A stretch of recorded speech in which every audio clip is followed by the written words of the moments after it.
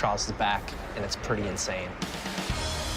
When we knew that Trials was coming back, the most important thing from Not the toaster. was to do it right, to do it right, to do it right, to do it right, to do it right.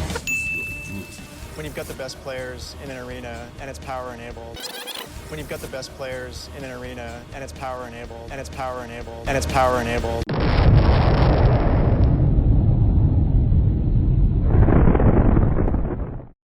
Power enabled. Oh, Destiny dads. They're gonna rue it all. That's a stupid fucking move. I'm gonna say that right now. That's really dumb. Yeah, it is. I'm gonna even tweet that out. That's stupid. That is fucking stupid. That's gonna ruin Trials right there. You often wonder, how can they possibly fuck this up? And then you're like, well, I guess they found a way. Well, And this is... I wonder if they're going to do it light level enabled, but then make it so that the artifact doesn't work. Maybe they remove the artifact. I don't know. Here's the story of Destiny. Destiny, like the developers are amazing. The people who make the game do an amazing fucking job. Someone, we call him Phil, someone at Bungie makes the stupidest fucking decisions that ends up making all that hard work into a complete disaster. It happens time and time again. I don't blame the developers for some of this shit, but when you do something like that, like with the artifact and stuff going on, it's dumb. People don't like it.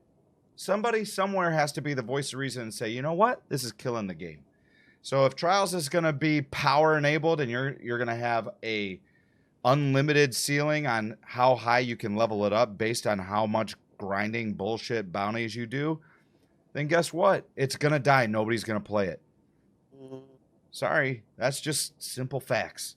People can't keep up with the grind already, and then you're going to lock the most, like he said, in this vidoc and all the things that he talked about, playing Trials and stuff and how much fun it was. Imagine if all that was taken away from you just because you didn't run your ass home after work and grind for 10 hours a night doing bounties, and you couldn't do that kind of shit.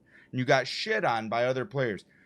Take a look at Iron Banner, and you can see you'll be like, huh, this is pretty shitty. So it's like, what? Hey, you want to play Trials tonight? What's your light level? Oh, I'm a 980. Well, the people in there right now are 1100, so you got to go run some bounties for 2 years and then come back. And by the time you come back, guess what? There'll be a level 3000 or whatever, because there's no cap. The reason why Iron Banner and Trials worked better in Destiny 1 is because there was a max light level. There was a ceiling. You have to have that. You have to have an equalizer. We all want the game to be awesome. That's the thing. And there's some real head scratchers that are like, why? Why would you do this? It's like when you see like a gorgeous car and it's a really shitty color, like, you know, the pink Cadillacs or something like that, or it'd be like putting a Rolls Royce on those, you know, the big spinner wheels.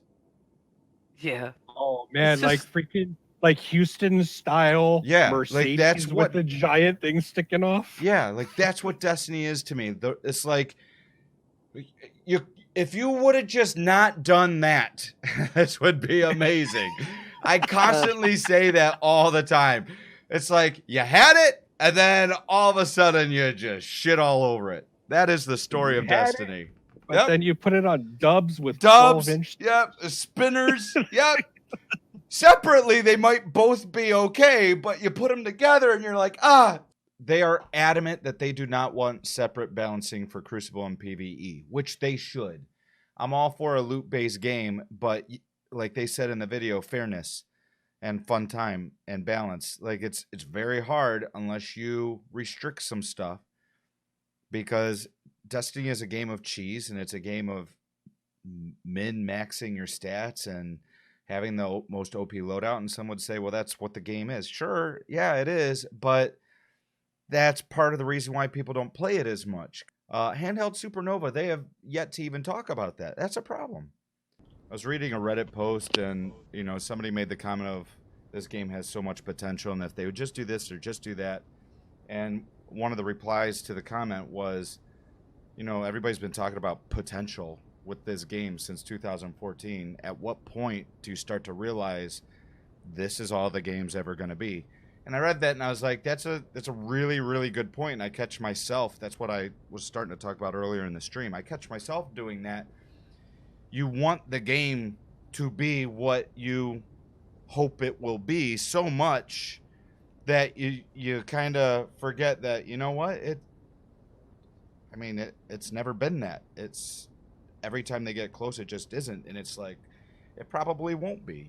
This is probably what it's going to be, because at the end of the day, it's a money-making business. Like they are more concerned, especially now that they're on their own, they're more concerned about the casual audience. That's why you have so many auto-targeting and tracking things, so that, people who aren't as good can feel like they're good. And that's fine. That's 100% fine. And usually it's the casual players that are having the most fun with this game. The people that have been playing this game the longest are the most upset. The new players are like, holy shit, this is fun.